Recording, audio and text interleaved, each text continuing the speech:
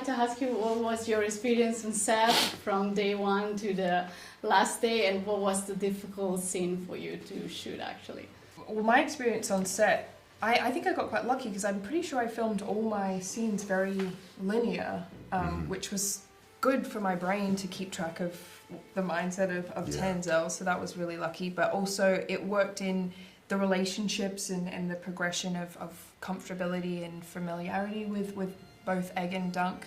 And so that was really helpful. And then of course being in a set that's completely built and tactile, and you can touch everything and you can run around, you can smell horse poop and dead, you know, fruit, and like I think there was like pig carcasses around. That, I mean, everything was just real, and it made you feel like it took like a little load off your brain, because you're like, okay, I don't have to imagine all this stuff. I can look and I can react authentically, and I can just worry about the internal and yeah. So it was a wonderful experience. Yeah, one of like the coolest I've had as an actor, to be like in the world like that.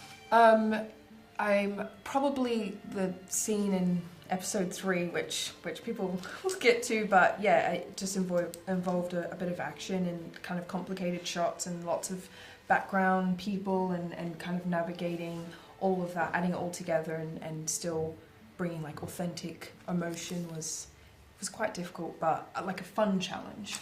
Yeah, I think, no, like Tanzyn hit the nail on the head for the experience of it.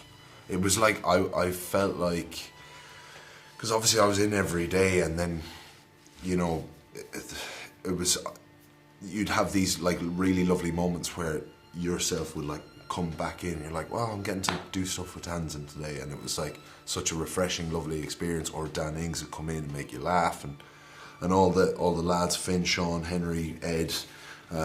It was so nice to have those moments, because I spent a lot of time, you know, alone doing all these different scenes.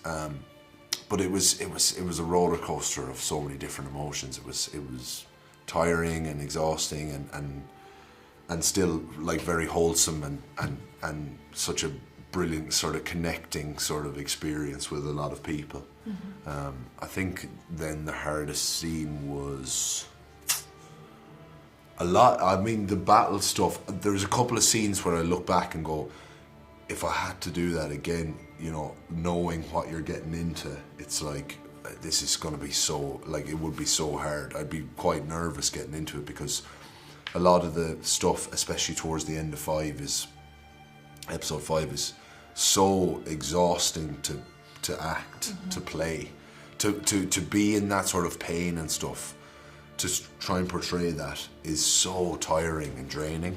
I mean, like emotionally taxing as well as physically, yeah. Totally, and it was just like towards the end of that, usually in between takes we'd all be like laughing and chatting and stuff, but like towards the end of that, like myself and the other members of the cast that are in the scene are just kind of like sitting around, like, and look like they're completely dead. It's hard to like explain to your brain that it's like not real and you're going through all of this stuff. But that's the thing, because your brain and that sort of primitive aspect of us, that sort of like chimp matrix that we have is like, are you in danger? Right. You know, why are you hyperventilating so much? And it's like a complete sort of like mind fuck for the brain almost, mm-hmm. you know?